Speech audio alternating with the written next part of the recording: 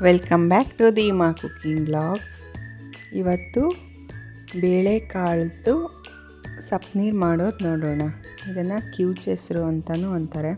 ತುಂಬಾ ಚೆನ್ನಾಗಿರುತ್ತೆ. ಮುದ್ದೆ ಜೊತೆಗಂತೂ ಹೇಳಿ ಮಾಡಿಸಿದ್ದು ಸಾಂಬಾರು ಅಂತ ಹೇಳ್ಬೋದು. ಮೊದಲಿಗೆ ಕುಕ್ಕರ್ಗೆ 1.5 ಲೋಟದಷ್ಟು ತೊಗರಿಬೇಳೆ ಹಾಕ್ಕೊಂಡಿದ್ದೀನಿ. ಇದನ್ನು ಚೆನ್ನಾಗಿ ವಾಶ್ ಮಾಡಿಕೊಂಡು ಇದಕ್ಕೆ 1.5 ಗ್ಲಾಸಷ್ಟು ನೀರು ಹಾಕ್ಕೊಂಡಿದ್ದೀನಿ.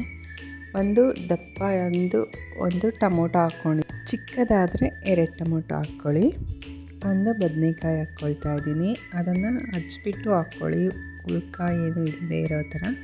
ಸ್ವಲ್ಪ ರುಚಿಗೆ ತಕ್ಕಷ್ಟು ಉಪ್ಪು ಹಾಕ್ಬಿಟ್ಟು 1 ವಿಜಲ್ ಕೂಗಿಸ್ಕೋಬೇಕು. ಈಗ ಖಾರಕ್ಕೆ ತಕ್ಕಂತೆ ಹಸಿಮೆಣ್ಸಿಕಾಯಿ ತಗೊಂಡು ಹುರಿದು ಇಟ್ಕೊಳ್ಳಿ.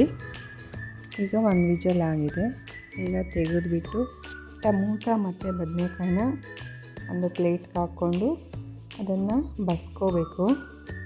ಸಪ್ಪನೀರನ್ನ ಬಸ್ದಿಟ್ಕೊಳ್ಳಿ.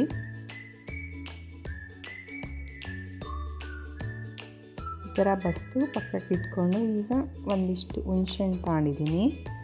ಇಷ್ಟಾದರೆ ಸಾಕಾಗುತ್ತೆ. ಟೊಮೊಟೊ ಹಾಕ್ತೀವಲ್ಲ, ಜಾಸ್ತಿ ಹುಣಸೆಹಣ್ಣು ಬೇಡ, ಸ್ವಲ್ಪ ಹಾಕಿದ್ರೆ ಸಾಕು.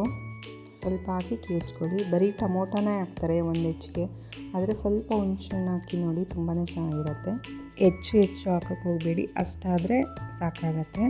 ಈಗ ಹುರಿದಿರೋ ಮೆಣಸಿನ್ಕಾಯಿನ ಕಿವುಚ್ಕೊಂಡು ಸ್ವಲ್ಪ ದಪ್ಪ ಸಿಪ್ಪೆನ ತೆಗೆದು ಹಾಕಿದ್ದೀನಿ ನಾನು. ಮತ್ತು ಜಜ್ಜಿಟ್ಟಿರೋ ಅಂಥ 1 ಗೆಡ್ಡೆ ಬೆಳ್ಳುಳ್ಳಿ ಮತ್ತು ಬೇಯಿಸಿಟ್ಟಿರೋ ಟೊಮೊಟೊನ ಹಾಕ್ಕೊಂಡು ಕಿವುಚ್ಕೋಬೇಕು.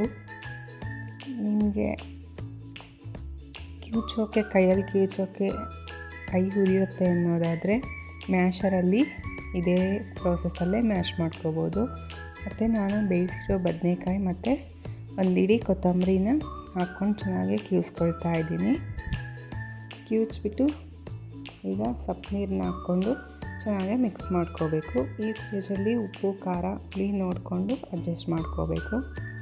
ಇದೇ ಪ್ರಾಸೆಸ್ಸಲ್ಲೇ ಅಲಸಂದೆ ಕಾಳು ಮತ್ತು ಮೊಳಕೆ ಕಟ್ಟಿದ ಹುರುಳಿಕಾಳು ಎಲ್ಲ ಸಪ್ಪನೀರು ಇದೇ ಪ್ರಾಸೆಸ್ಸಲ್ಲೇ ಮಾಡೋದು.